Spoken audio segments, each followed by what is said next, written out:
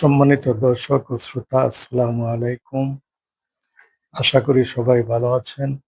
আমি আপনাদের দোয়ায় ভালো আছি। মহানবী হযরত মুহাম্মদ সাল্লাল্লাহু আলাইহি সাল্লাম ১৪০০ বছর পূর্বে মক্কায় আগমন করেন। মক্কায় তখন কাবা গড়ে তাওহীদের পরিবর্তে, একত্ববাদের পরিবর্তে বহু দেববাদ এবং শিরকি ইবাদত বন্দেগী চলত। মহানবী হযরত মুহাম্মদ সাল্লাল্লাহু আলাইহি সাল্লামের প্রায় ১৮০০ বছর পূর্বে হযরত ইব্রাহিম আলাইহিস সালাম এই কাবা গৃহ নির্মাণ ও সংস্কার করেছিলেন এবং হযরত ইসমাইল আলাইহিস সালামকে নিয়ে তিনি সেখানে ইসলামিক মনোথেইজম বা তাওহীদ ও একত্ববাদের দাওয়াত দেন এবং সেখানে তিনি এক আল্লাহর ইবাদত করার জন্য এই কাবাঘর প্রতিষ্ঠা করেন।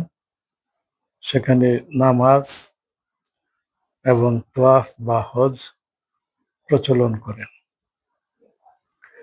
কিন্তু ১৮০০ বছর পর সেই ইসমাইলের বংশধর কুরাইশ বংশ, হযরত ইসমাইল আলাইহিস সালামের বংশধর কুরাইশ বংশ তাওহীদ ছেড়ে দিয়ে মূর্তি পূজা, বহু দেবদেবীর পূজায় মগ্ন হয়ে যায়। এটিকে বলা হয় পূর্বপুরুষদের অন্ধ অনুকরণ, অনুসরণ বা তাকলিদ। আমরা ইতিপূর্বে তাসদিক সম্পর্কে আলোচনা করেছি। তাসদিক হলো উপযুক্ত যুক্তি ও প্রমাণের ভিত্তিতে কোনো একটি বিষয়কে প্রতিষ্ঠা করা, প্রমাণ করা এবং তারপর সেটির উপর আমল করা বা সেই অনুযায়ী কর্ম করা, সেই প্রক্রিয়াকে বলা হয় তাসদিক। কিন্তু অন্ধভাবে যদি কোনো বিষয়ের অনুকরণ, অনুসরণ করা হয় তাহলে সেটিকে বলা হয় তাকলিদ। এই তাকলিদ, পূর্বপুরুষদের তাকলিদ যদি হয় তাহলে সেটা হলো ইমানেরও তাকলিদ এবং শরিয়া বা সামাজিক আইন কানুন, ইবাদত বন্দেগীর তাকলিদ, যেটি আল্লাহ পাক পবিত্র কোরআনে নিষিদ্ধ ঘোষণা করেছেন। পবিত্র কোরআনে আল্লাহ পাক বলেন, ওয়াইযা কিলা লাহুম তাআলাউ ইলা মা আনজালাল্লাহু ওয়া ইলার রাসূল ক্বালু হাসবুনা মা ওয়াজাদনা আলাইহি আবা'ানা আওয়ালাউ কানা আবাউহুম লা ইয়া'লামুনা শাইআন ওয়া লা ইয়াহতাদুন। যখন তাদেরকে আল্লাহ এবং আল্লাহর রাসূলের প্রতি আহ্বান করা হয় তখন তারা বলে, আমরা পূর্বপুরুষদের থেকে যে সকল নিয়ম কানুন আইন পেয়েছি সেগুলি আমাদের জন্য যথেষ্ট। আমাদের নতুন কোনো আইনের বা নতুন কোনো জীবন পদ্ধতির, জীবন ব্যবস্থার দরকার নেই। এটিকে বলা হয় পূর্বপুরুষদের তকলিদ, যেটি আল্লাহ পাক সম্পূর্ণভাবে নিষিদ্ধ ঘোষণা করেছেন। আর তাসদিক হইল এর বিপরীত। কোন বিষয়টি সত্য এবং সঠিক সেটি জ্ঞান বুদ্ধি দ্বারা যাচাই করে, অনুসন্ধান করে, সেটি উদ্ঘাটন করে তারপর সে অনুযায়ী কর্ম করা। সেই বিষয়টি মহানবী হযরত মুহাম্মদ সাল্লাল্লাহু আলাইহি সাল্লাম যখন মক্কায় আসেন সেই বিষয়টি তারা তাসদিক আরবের লোকেরা হারিয়ে ফেলেছিল। আল্লাহ মানুষকে জ্ঞান বুদ্ধি দিয়ে সৃষ্টি করেছেন।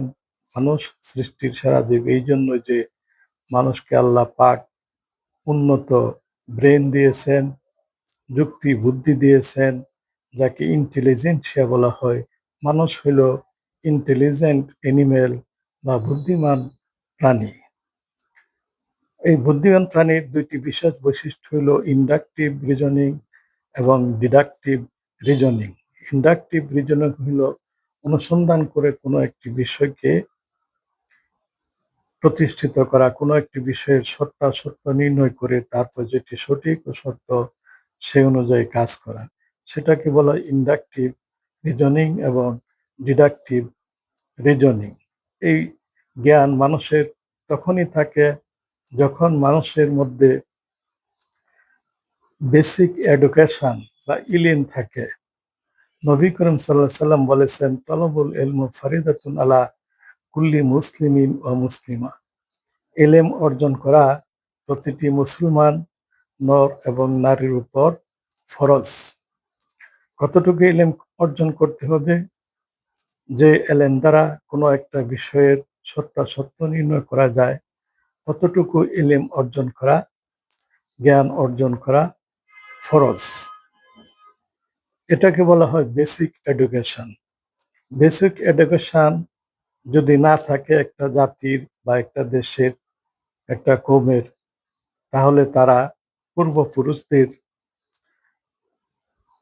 পূর্বপুরুষদের প্রাপ্ত নিয়মাবলী, সমাজ ব্যবস্থা, জীবন পদ্ধতি অন্ধভাবে অনুসরণ করতে থাকে।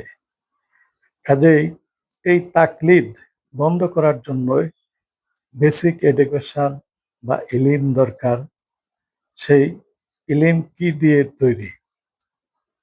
আমরা জানি মানুষের জীবনে চলার জন্য ফান্ডামেন্টাল রাইটস ও বেসিক নিড পূরণের জন্য একটা কারিগরি জ্ঞান বা একটা পেশার জ্ঞান অর্জন করা দরকার।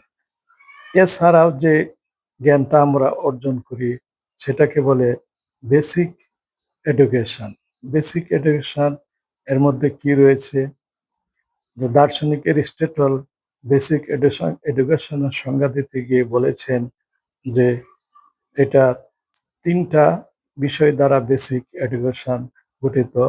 একটা হলো ফিজিক, আরেকটা থিওলজিক, আরেকটা হলো ম্যাথমেটিক। ফিজিক, থিওলজিক এবং ম্যাথমেটিক। ম্যাথমেটিক বলতে আমরা বুঝি লজিক, ম্যাথমেটিক, স্ট্যাটিস্টিক্স, মানে ফর্মাল সায়েন্স। আর ফিজিক বলতে আমরা বুঝি ফিজিক্যাল সায়েন্স, সোশ্যাল সায়েন্স, সেগুলি এম্পিরিক্যাল সায়েন্স।